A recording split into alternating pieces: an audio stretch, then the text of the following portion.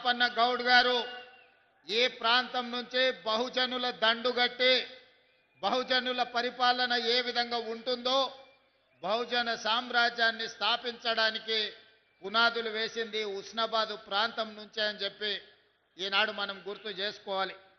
అదేవిధంగా 60 సంవత్సరాల ఆకాంక్ష 4 కోట్ల ప్రజల యొక్క బలమైన ఆకాంక్షకు 2001లో ఈ ప్రాంతం నుంచే తెలంగాణ ఉద్యమం ఉవ్వెత్తున లేచి తెలంగాణ రాష్ట్ర సాధనకు ఈ ప్రాంతం కరీంనగరే అండగా నిలబడ్డది.